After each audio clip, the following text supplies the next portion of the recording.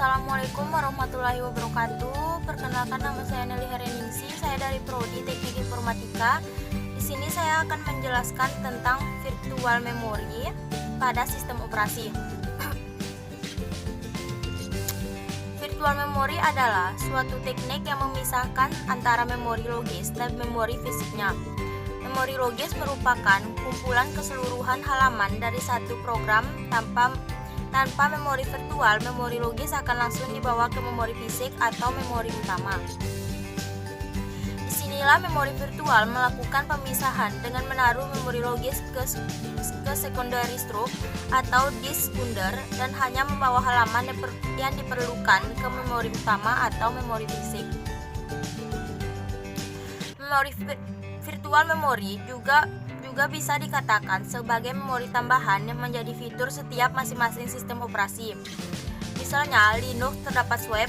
Memori virtual ini digunakan sistem operasi ketika komputer sedang menjalankan sebuah program aplikasi yang kapasitasnya melebihi memori yang tersedia.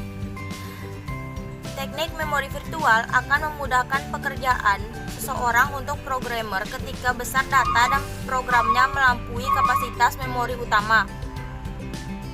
Sebuah multiprogramming dapat mengimplementasikan teknik memori virtual sehingga sistem multiprogramming menjadi lebih efisien. Contohnya, 10 program dengan ukuran 2 MB dapat berjalan di memori berkapasitas 4 MB.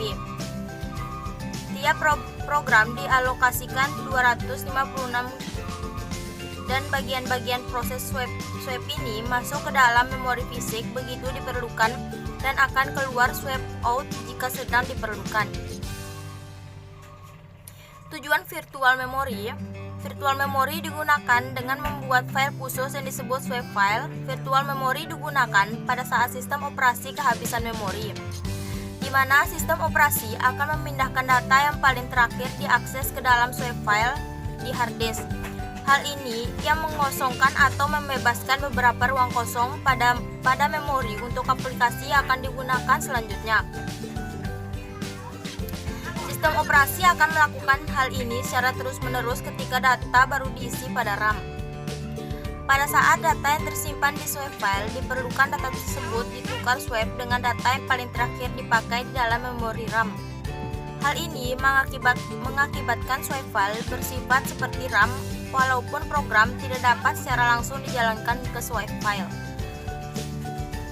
Satu hal yang perlu dicatat di bawah, karena sistem operasi tidak dapat secara langsung menjalankan program dari swap file, beberapa program mungkin tidak akan berjalan walau dengan swap file yang besar jika hanya memiliki RAM yang kecil. Fungsi virtual memory. Pertama, menangani kelebihan beban RAM. Kedua, berperan sebagai RAM cadangan tapi tidak menggantikan fungsi RAM. Yang ketiga, menyimpan data RAM tapi tidak meneruskan ke prosesor. Yang keempat, data yang disimpan pada virtual memory atau pending file bersifat sementara. Sekian dari saya. Wassalamualaikum warahmatullahi wabarakatuh.